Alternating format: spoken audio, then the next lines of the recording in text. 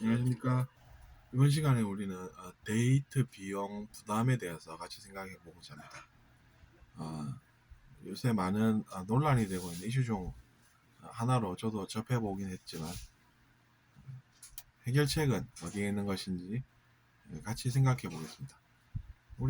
우리보다 문명화가 일찍 진행된 유럽 같은 경우에는 그런 이제 비용 부담에 있어서 우리보다는 좀 더 명확한 그런 개념을 가지고 있습니다.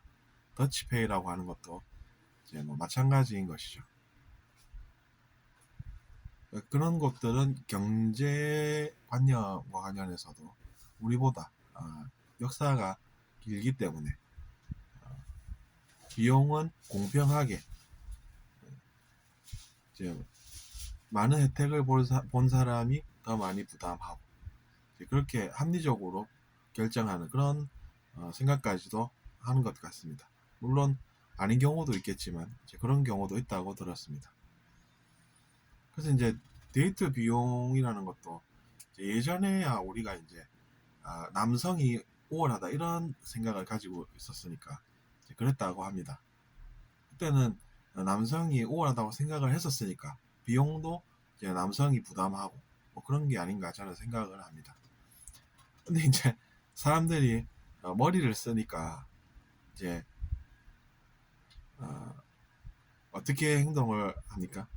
에이 오빠가 남자니까 이러면서 이제 칭찬을 해주는 대신에 이제 남자는 기분은 좋죠. 그러면서도 이제 비용은 남성이 좀 더 낸다든지 뭐 그렇게 되는 것 아닌가 싶은데 그것도 상황별로 다르겠죠. 뭐 근데 이제 중요한 것은 우리가 어,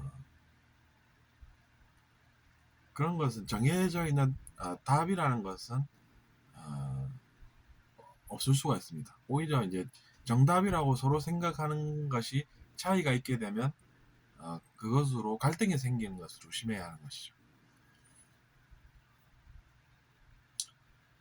그러니까 그런 문제를 우리가 어떻게 잘 피해갈까, 지혜롭게 잘 피해갈까 이런 것을 같이 진지하게 고민해 나갈 수 있는 그런 성숙한 자세가 있다라고 하면 이제 그런 문제가 덜하겠죠. 근데 그런 성숙한 모습이 없다고 하더라도 어떻게든 이제 같이 사는 것이 낫겠다 싶으면은 어떻게든 이제 그 상황에 맞게 생각을 빨리빨리 잘 조절해서 결정할 수 있는 그런 융통성도 필요합니다. 그 융통성이라는 것이 왜 필요하냐면 그때그때 그 상황에 맞게끔 뭔가를 변화를 줘서 문제를 해결할 수가 있는 능력이 요구된다는 것이죠. 우리가 문제 해결력이라고 하는 것은 이제 그런 것을 의미합니다. 근데 이제 고집이 세다 이러면 문제가 되겠죠. 또 소통으로 문제를 평소에 만들지 않는 것 않게끔 하는 그런 것도 필요합니다. 그것을 우리가 지혜라고 부릅니다. 소통으로 우리가 지혜를 발휘를 할 줄 알아야 한다는 것이죠. 근데 대화가 안 되고 있다라고 하면 이제 문제가 생기고 있다라고 볼 수 있습니다. 근데 사람들이 남녀가 만나서 이제 결혼을 하고 그것이 이제 오랫동안 그 결혼 생활이 진행되다 보면 그런 것들이 적어지는 것은 문제입니다. 그러니까 처음에는 서로 좋으니까 내가 이 사람 만나서 결혼하면 나중에 잘 되겠지 뭐 이런 생각으로 결혼을 했는데 이제 그런 욕망으로만 생각을 하니까 갈수록 이제 나중에 그 욕망으로 인해서 그 두 사람의 대화가 적어지고 내가 바라는 것은 이건데 저 사람은 아니구나 이런 생각을 하게 되고 그래서 이제 소통보다는 자기 자신이 생각을 해서 살고 뭐 그러다가 나중에는 또 대화가 안 돼서 문제가 쌓여서 또 누군가는 타락을 하게 되고 이런 것들을 보게 되는 것입니다. 근데 타락이 정말로 무서운 것은 그것이 한 인간의 생뿐만 아니라 다른 여러 사람들에게도 문제를 끼칠 수 있다는 것입니다.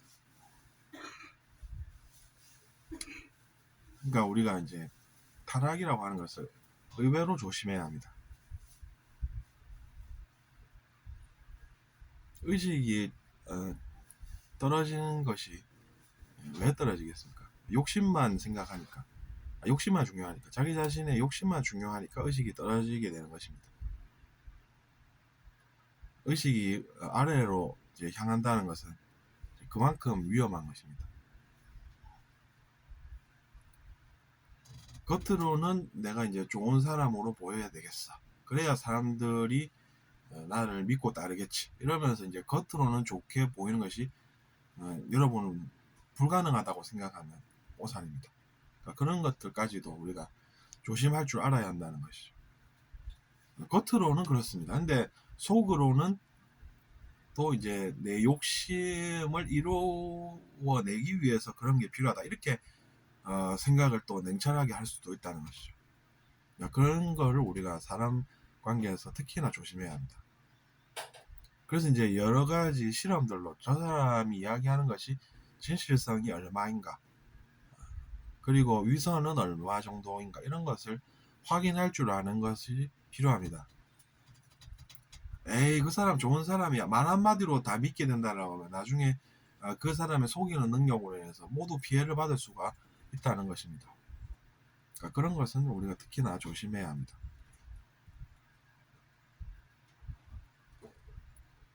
근데 대화가 안 되는 상황이 생겼다 이러면은 그것을 적절한 조언으로 왜 그럴까라는 것을 알아보고, 그래서 그 문제를 대화로 풀어나가는 것이 가장 이상적입니다. 그러니까 그렇게 되면 아무 문제 없이 이제 노력을 적절히 함으로써 조용히 다 잘 살 수 있는데, 사람들이 타락을 한다 그러면 이제 문제가 생기겠죠. 그때부터는.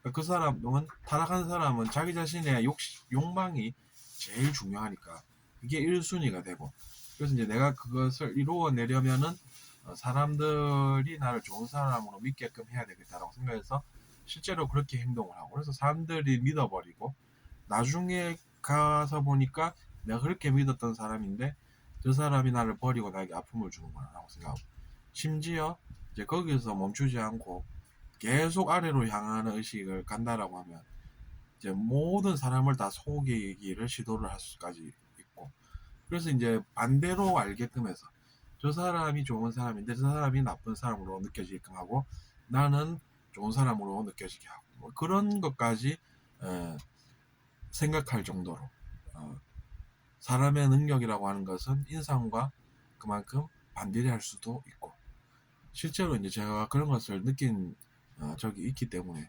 말씀을 드리는 것입니다. 그게 에이 어떻게 가능하, 이렇게 생각할 때 그 사람은 속게 되는 것입니다. 그러니까 기인지 아닌지, 맞는지 아닌지를 정확하게 우리가 검증을 통해서 확실하게 알고 있을 정도여야 피해를 안 받는 그런 세상에 우리가 살게 된 것입니다. 그만큼 이제 사회가 진흥화되면서 그것을 좋은 곳에, 즉 선한 곳에 쓰면 좋을 것인데 현실은 그렇지 않다는 것입니다. 그래서 과학자들도 우리가 이제 관심을 가진 AI를 그만큼 이제 경계해야 한다고 소리를 내는 것이죠. 그러니까 로봇을 우리가 생산을 해서 사람처럼 일할 수 있는 로봇가 생기는데 그것을 전쟁에 이용한다고 생각해 보십시오.